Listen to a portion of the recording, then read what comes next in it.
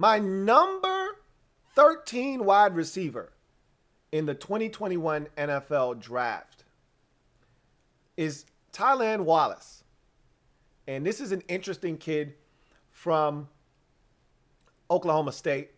Has a twin brother that played for OSU but had to retire because he tore his ACL in the same knee 3 times. So he was forced to retire from football. And so Tylan, who is the younger brother, forged on. His brother is now a part of the Oklahoma State University staff. And he's been tearing shit up. And I like this guy a lot. There are some things you look at and you wonder about, and we're going to talk about those things. But this is a nice little neat package here you're getting at 5'11", buck 90, 95 or so. And I told you this is the draft of the smaller guys, the 5'11", 5'10", 5'9", 5'8", 5'7" guy. This is that draft this year, And Tylan Wallace is another one of these sub 6 feet wide receivers that may be able to come into the league and make an impact. Let's flip his card over and take a look at what he brings to the table. And we first start with his speed. So one of the things I questioned watching him was his speed. I'm not really quite sure if this guy is a burner or not. If he can actually, I know he's not a burner. Can he run? It was the question. That was one of the questions a lot of people asked. We'll talk about that a little bit later on in the show. I'm just going to assume that he has legitimate speed. He ran a 4.48 at his pro day.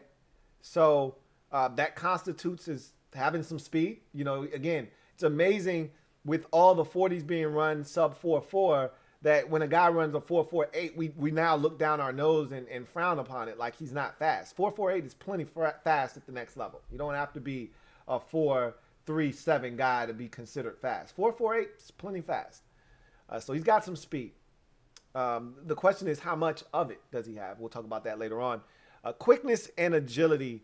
I really like his ability to get in and out of breaks. I like he doesn't waste a lot of motion. When he's breaking a dude off at the stem of a route, there isn't a lot of pitter patting and setting stuff up. I'm gonna just run it. I might give you a little head and shoulders, a little dandruff, but I'm gonna just run it.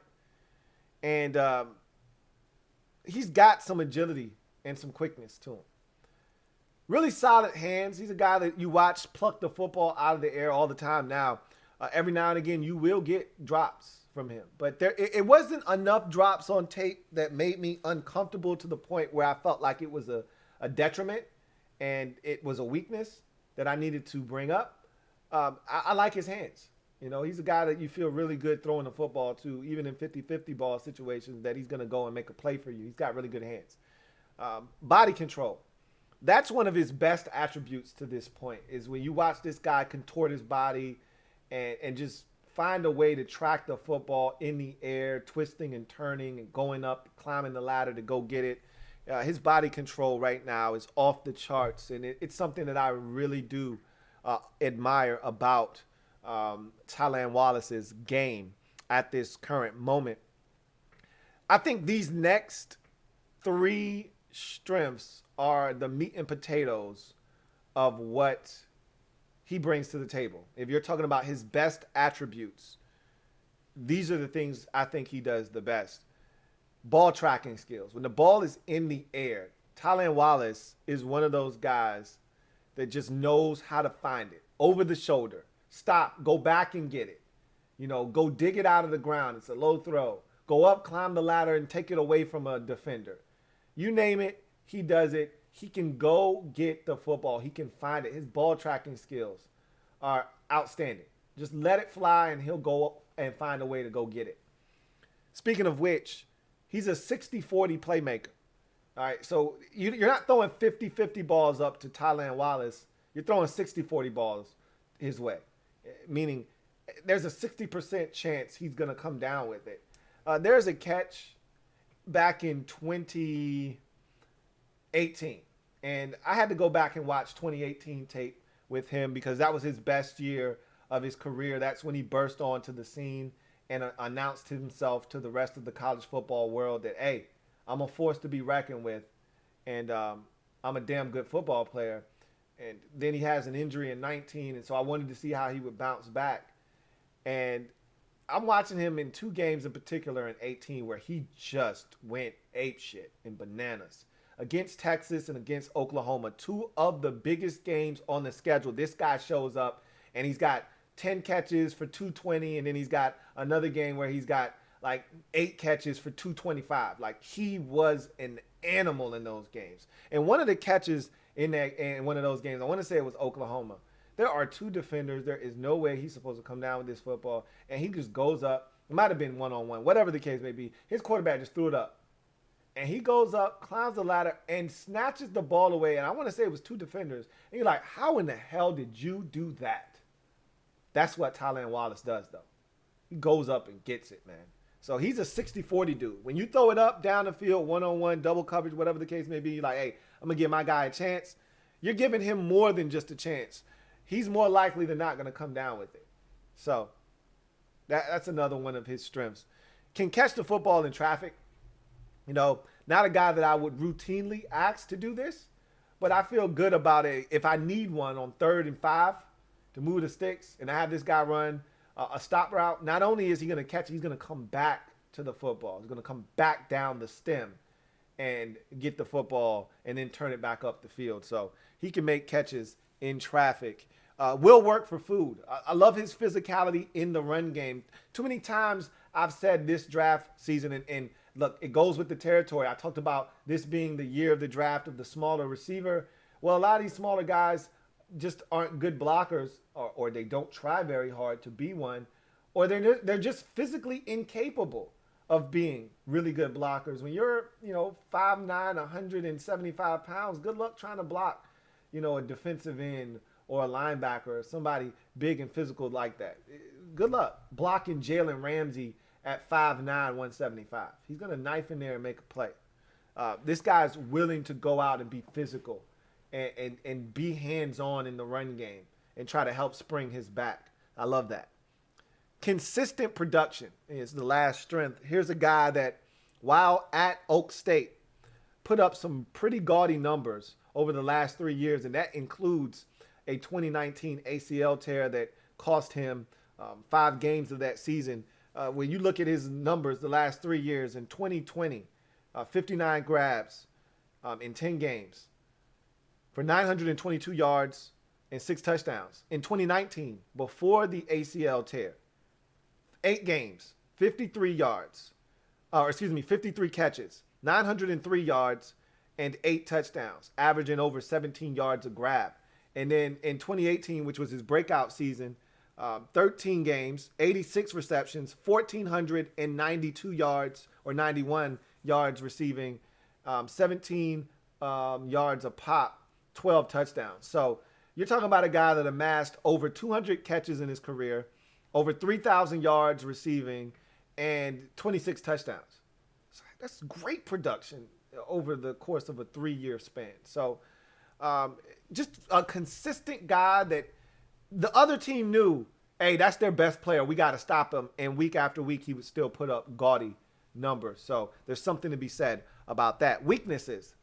Can this guy really run? Can he really run? So the knock on him coming out of Oak State was, hey, he's just a producer rapper, right? Like he can't really run for real. He's just one of these regular possession receivers. He'll make the occasional splash play, but he's not really a dude that's a game changer because he can't run.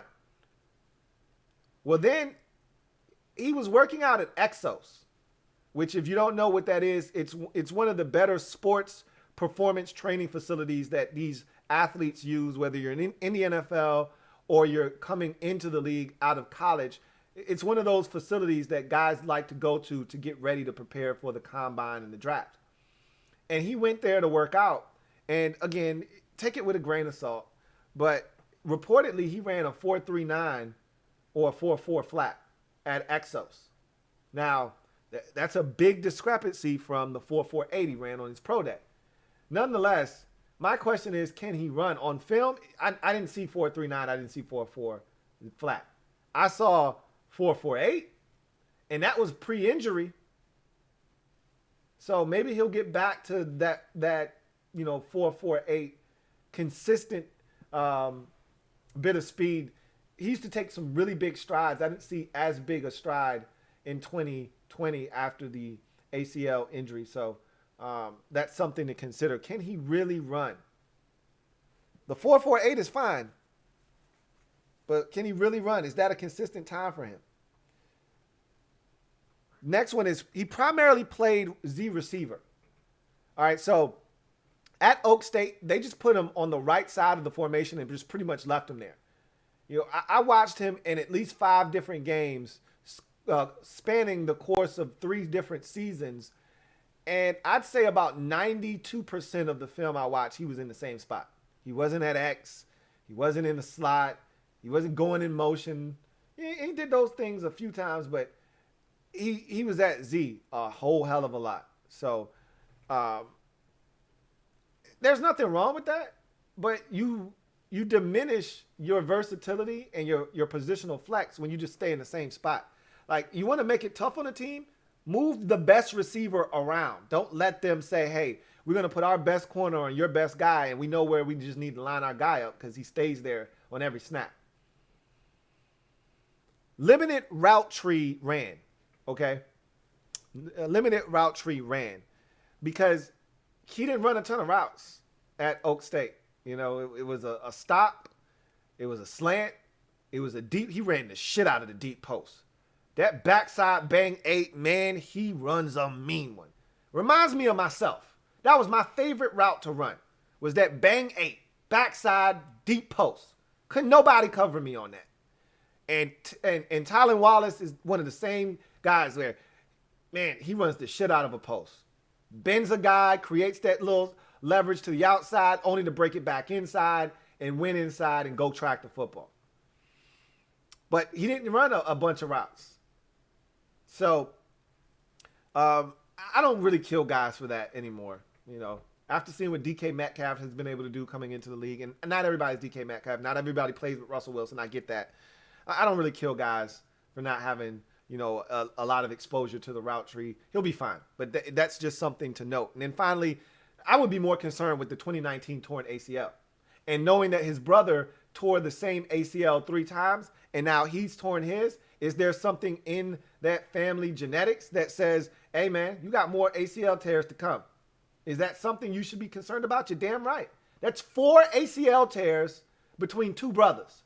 And if you think the family thing isn't a thing, I look at the, what's the name of that family in the NBA?